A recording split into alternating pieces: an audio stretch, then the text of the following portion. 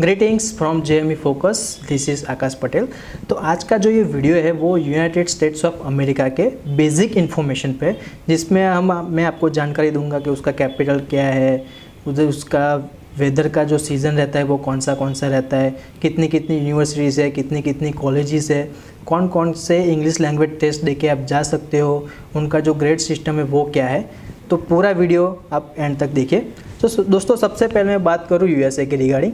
तो जो USA का जो कैपिटल है वो है वाशिंगटन DC। USA के अंदर तकरीबन 50 स्टेट्स हैं, राइट। अभी स्टेट्स के हिसाब से पॉपुलेशन की मैं बात करूँ तो टोटल जो पॉपुलेशन है वो 33 करोड़ के अप्रॉक्सीमेट लगता है।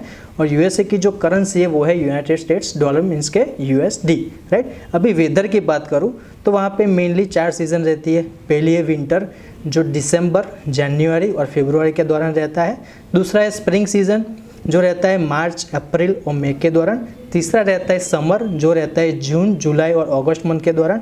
और फोर्थ रहता है ऑटम जो रहता है सितंबर, अक्टूबर और नवंबर के दौरान। तो स्टूडेंट को मैं इसलिए ये जानकारी दे रहा हूँ ताकि आपको कौन सा इंटेक आपको लेके चलना है वो आपको पता चले। अभी मैं एजुकेशन प्रोवाइडर की बात करूँ तो USA के अंदर मोर देन 4000 एजुकेशन प्रोवाइडर है। यहाँ पे कैसा है कि हमारी जो भी इंस्टीट्यूट कॉलेज रहती है वो सेंट्रली रिकग्नाइज रहती है।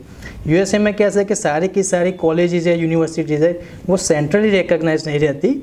कई यूनिवर्सिटी और कॉलेज कैसा है कि स्टेट या फिर रीजनल या फिर नेशनल लेवल के अंदर रिकग्नाइज रहता है।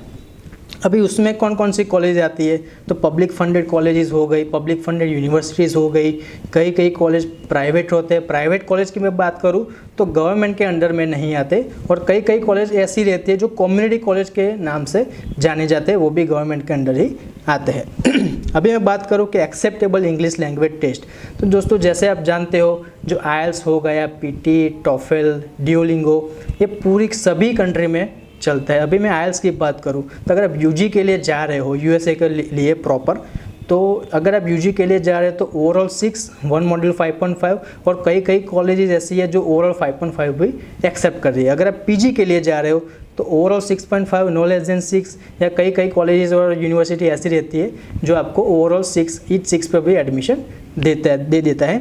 दूसरी में बात करें तो सब अगर आपको IELTS नहीं देना, विदाउट IELTS पे अगर आपको जाना है तो MOI यानी कि मीडियम ऑफ इंस्ट्रक्शन के बेस के ऊपर भी जा सकते हो। उसके लिए आपको MOI लेटर आपके कॉलेज या फिर यूनिवर्सिटी में से लेना रहता है। उसका मीनिंग ये है कि आपका जो लास्ट जो बैचलर्स या फिर मास्टर जो भी हुआ वो थ्रू आउट इंग्लिश मीडियम में हुआ है, ताकि आप वहाँ का जो लिसनिंग, रीडिंग, राइटिंग, स्पीकिंग से आप वाकिफ़ हो, राइट। अगर उसके अलावा मैं बात करूँ जो Duolingo है वो डिपेंड रहता है कौन सी कॉलेज और कौन सा कोर्स लेके आप जा रहे हो, तो उसका जो रिक्वायरमेंट है वो कॉलेजेस और कोर्स की तरह अलग अलग रहता है। अगर आप UG के लिए जा रहे हो तो आप SAT यानी कि स्कॉलस्टिक असेसमेंट टेस्ट एग्जाम देके भी जा सकते हो। उसमें कैसा रहता है कि आपका रीडिंग स्किल, राइटिंग स्किल और एडिशनल मैथमेटिकल स्किल भी आपका उधर टेस्ट होता है। अगर आप स्टेम कोर्सेज के लिए जा रहे हो PG लेके तो आपको GRE देना होता है। अगर आप प्रॉपर मैनेजमेंट या फिर MBA करने जा रहे हो तो आपको GMAT का एग्ज़ाम भी देना रहता है। ये सब जो मैं अभी बता रहा हूँ वो एडिशनल है, ऐसा नहीं है कंपलसरी आपको देना पड़ेगा। अगर आप डेंटल प्रोग्राम के लिए जा रहे हो तो डेट नाम की जो एग्ज़ाम है वो आपको दे के जाना पड़ेगा। अगर आप मेडिसिन प्रोग्राम या फिर मेडिसिन स्टडी लोग को लेके जा रहे हो तो MCAT देना पड़ेगा। अगर आप लो स्टडी करने जा रहे हो तो LCAT आपको देना पड़ेगा। अभी मैं बात करता हूँ ग्रेड सिस्टम। हमारे यहाँ पे कैसा है कि परसेंटेज रहता है और CGPA रहता है। US में जो ग्रेड सिस्टम रहता है वो है GPA यानी कि ग्रेड पॉइंट एवरेज।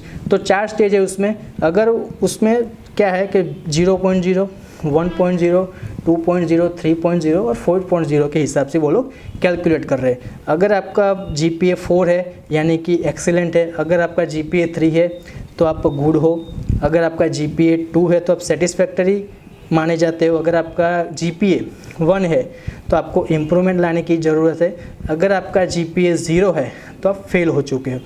तो दोस्तों ऐसे ही जानकारी के लिए आप हमें लाइक कर सकते हैं, फॉलो कर सकते हैं, सब्सक्राइब भी कर सकते हैं। मैं नेक्स्ट वीडियो में जो USA के स्टूडेंट वीज़ा का प्रोसेस है वो मैं लेके आऊँगा, तो स्टे ट्यून।